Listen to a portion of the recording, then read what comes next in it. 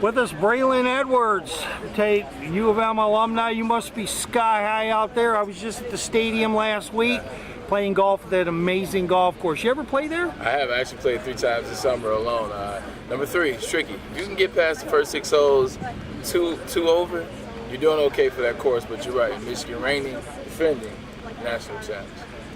Now, U of M graduated about everybody but the popcorn salesman this off season. This is true. And what are your realistic hopes for having Sharon Moore as coach and the kids that I'm sure you've been to a practice or two and have seen them. Luckily, they didn't graduate Will Johnson as well as Donovan Edwards. So you got 2 of the leaders in this country that are number one in what they do.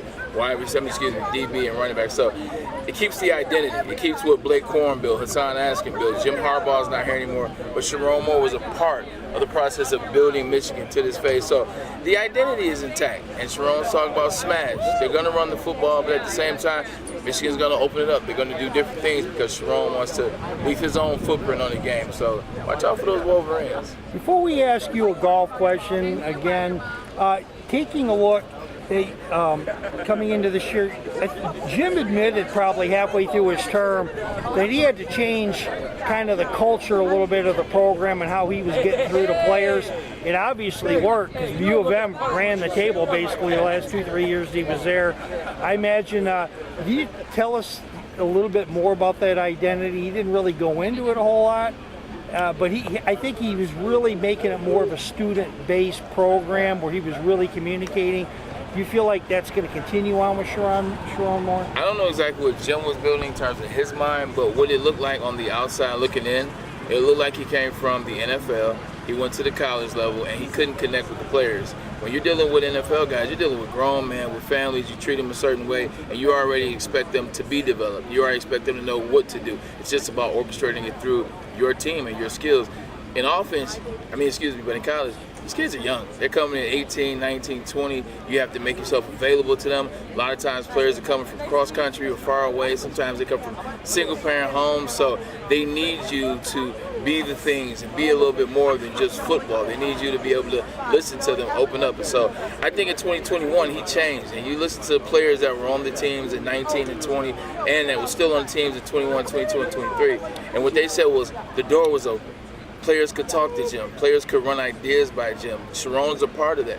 Sharon telling Jim, hey, look, we got to change the way we do things. So I think it'll carry over because Sharon is a part of the change that happened with Michigan over the past 3 years. And now you're seeing a younger coach with younger players, with NIL, the transfer portal. I think Sharon is built for the way the college football is going in the future. He's the right guy for the job. So I want to expand just a little bit, Carter.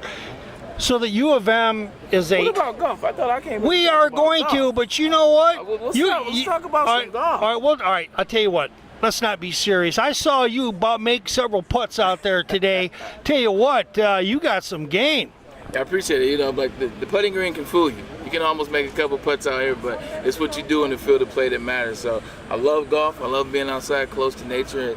It's going to be fun, man. I like challenges here, man, in Warwick Hills. This used to be the Buick Open back in the day, so this is nostalgic for me in a way. Okay. Well, I'm just because we do Michigan runner news as well as Michigan golfer news, I'm going to just go off for a second just to remind people, because apparently few people I talked to know you obviously played pro football, played for Michigan, but didn't realize you were a track athlete. Of course, your father as well, and I think he still holds a record. Last I checked. Yeah, with 200, I think. But do you get a chance to do anything with track? I plan on coming back now. They have the new field house, got the new track, been open now for 3-4 years. It is an amazing sight to behold. So I want to get up back on there and track, man. This is a good time. You see what track is. All sports are taking off. You see the Olympic with Noah Lyles and Sheree Richardson. It's just taking off. The boom is happening. So I think track is the next wave that's going to take off in Ann Arbor. Final question for me anyway for golf. What are your top 3 courses you've played and what's one on your bucket list? Pebble, Spyglass, Oakhurst. Country Club? Yep. I'm going to tell George Bowman you said that and Joe Koster because he plays out there all the time. I love that. That's my spot. And then one in the future, Pinehurst. Tell you what, you've got a palate for some outstanding golf courses. Now, do you drive it long and straight or long and wrong? No comment.